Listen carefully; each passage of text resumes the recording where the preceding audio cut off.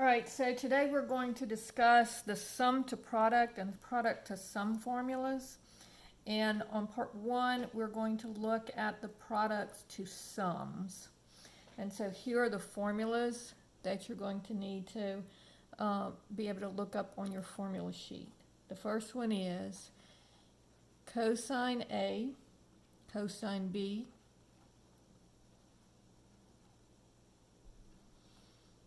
is equal to 1/2 the cosine of A minus B plus the cosine of A plus B.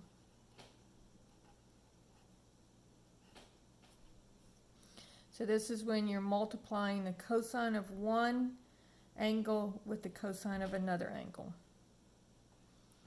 If I have the cosine of A times the sine of B, that's going to be equal to 1/2 the sine of A plus B minus the sine of A minus B.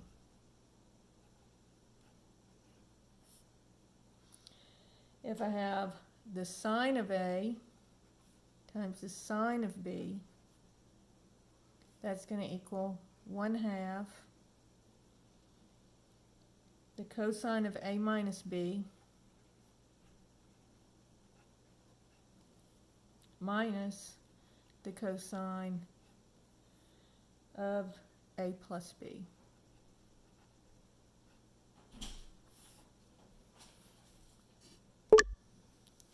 And then finally, sine A times cosine B is equal to 1/2 sine of A plus B plus sine of A minus B. So those are the formulas, and you will have those on your formula sheet. So now let's look at a couple of examples of how we will use these. And these are pretty straightforward. It's kind of plug and chug. And these formulas come directly from the sum and difference formulas, and simply by adding together the sum and difference formulas, you can get these formulas. Again, not going to go through the derivation. We're just going to learn how to use them. That's what I want to focus on most. So problem number 1 says, write the following product of cosines as a sum. So we have 2 times the cosine of 7x over 2 times the cosine of 3x over 2. And again, this is very, very straightforward. So all I'm going to do is I'm going to take this and I'm going to plug it into this formula. So first I'll have 2 times 1/2 the cosine of A minus B. So this is A, this is B. So that would be 7x over 2 minus 3x over 2 plus the cosine of A plus B. So that would be 7x over 2 plus 3x over 2. And now all I have to do is simplify. So the 2 and the 1/2 cancel. And so I get the cosine of 7x over 2 minus 3x over 2. Denominators are the same. So I simply subtract the numerator. So 7x minus 3x is 4x over 2 plus the cosine of 7x plus 3x all over 2 is going to be 10x over 2. And now simplifying that, I get the cosine of 2x plus the cosine of 5x. So what we've done is we've taken this product of cosines and we've written it as a sum of cosines. So here they're multiplied, here they're added. And so that's how we will use these formulas. So problem number 2 says,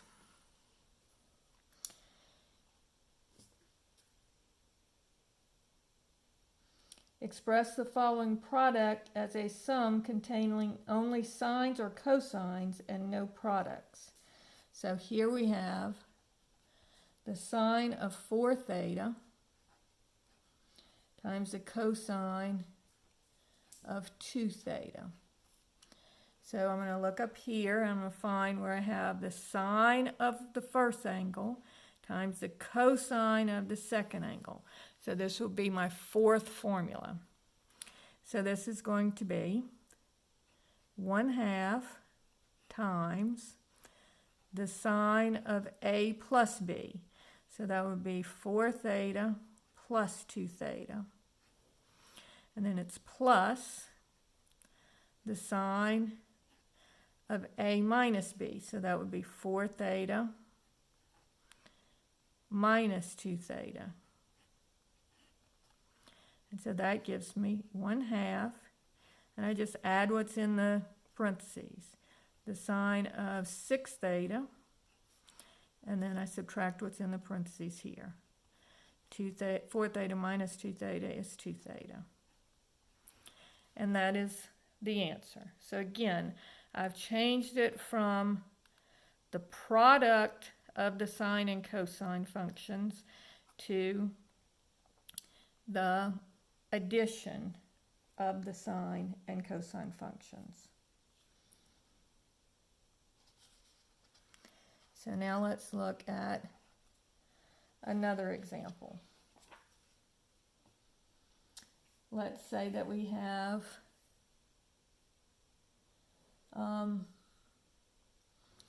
2 radian. So let's say we have the cosine of 11 pi over 12 times the cosine of pi over 12. All right, so again, we're going to use our top formula. So we're multiplying cosine times cosine. So cosine times cosine is this one. So it's going to be 1/2 the cosine of A minus B. So this is going to be 11 pi over 12 minus pi over 12.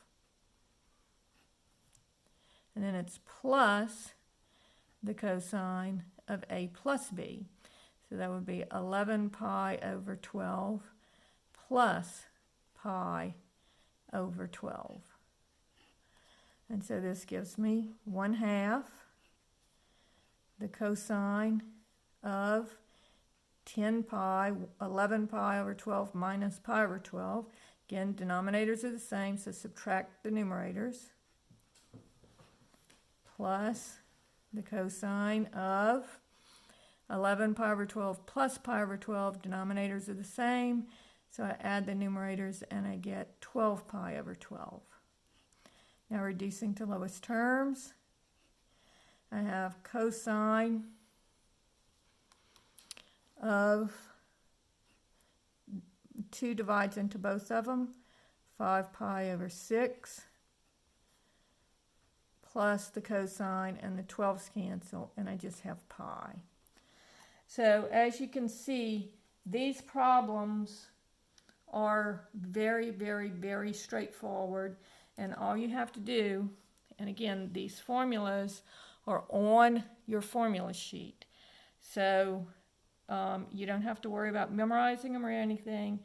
These are the product to sums. So we're starting out multiplying two trig functions, And when we end up, we're ending up with adding trig functions.